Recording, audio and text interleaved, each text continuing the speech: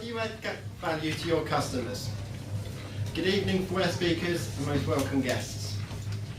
I'm going to talk to you about a tale about how to add value to your customers today. And it starts like this. There was a baker, Van Amsterdam, and he was as amiable to his customers as he could be. He always balanced his books, he balanced his scales, and he gave his customers exactly what they wanted. No more, no less. One day, just before St. Nicholas Day, which the Dutch celebrate every December the 6th, he made these St. Nicholas cookies, which his local customers flock to. They absolutely adore them because they're made out of gingerbread. They are iced in a red and white coating, which is unique to this establishment, and none of the other bakers could actually replicate what he does. And one day, just before St. Nicholas Day, an old woman comes into his shop, and she's dressed in a long black shawl, and she says, "I've come for a dozen of your St. Nicholas cookies." And as he picks up 12 cookies onto his tray and begins to wrap them. And then she says, "I've asked for a dozen, you've only given me 12. Van Amsterdam says, "Madam, everyone knows a dozen is 12. But I say a dozen is 13, give me one more." "Madam, my customers get exactly what they pay for. No more, no less." "Then you may keep the cookies." And she walked towards the door. Van Amsterdam, however honest you may be, your heart is small and your fist is tight. Fall again, mount again, learn how to count again. And she was gone. From this day onwards, things began to change in his shop. His bread rose too high, or not at all. His cakes were too chewy, or they were too doughy. And his cookies were too sweet, or they were too sour. And his customers soon noticed this, and they begin to flock away. They went to other bakers.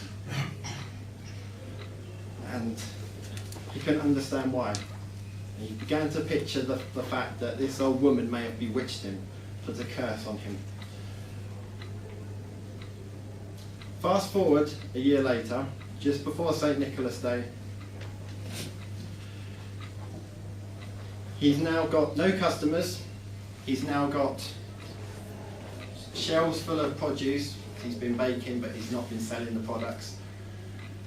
And he's in despair, he doesn't know what to do, he doesn't know why this curse has happened. I wish St. Nicholas could come and help me now. The next day was St. Nicholas Day. He went off to sleep, went off to bed and had a dream that he's never had before.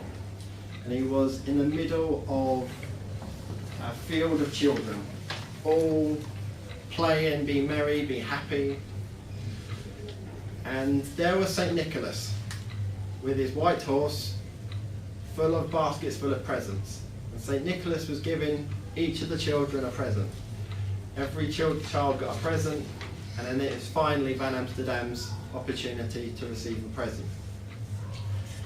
And he picked up a present from St. Nicholas, which was one of his own St. Nicholas Day cookies. But when he went up to thank St. Nicholas, he looked up and saw the old woman with the long black shawl. Then he awoke with a start. Moonlight shone through the shutters, and he started to think to himself, "I always give my customers exactly what they pay for. No more, no less. But why not give more?" The next morning, he rose early, and he started to make his gingerbread cookies. It was St. Nicholas Day, and he was really excited because he thought he would finally get some customers. So he was mixing his gingerbread, he moulded out his shapes, and then iced it in the red and white distinctive St. Nicholas design. which only he could do. Half an hour after opening his shop, that same woman come into his shop again. The old woman with the black shawl comes in and says, "I have come for a dozen of your St. Nicholas cookies." This time he knows what to do. He counts out his cookies, wraps them, and then puts one more on the top. So she's now got 13 cookies. "Van Amsterdam, you have learned to count well. You will surely be rewarded." She was happy and she left. And he was rewarded, because over the next couple of months, customers realised that he began to count a dozen as 13. They all come back to his shop. They all started to believe in Van Amsterdam again.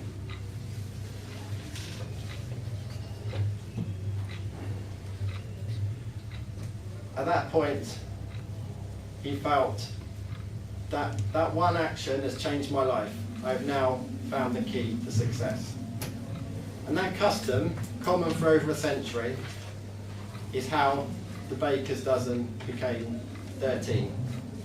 And it spread from colony to colony, all across the Dutch colonies, until all the other bakers were using it. And this one action caused a ripple effect.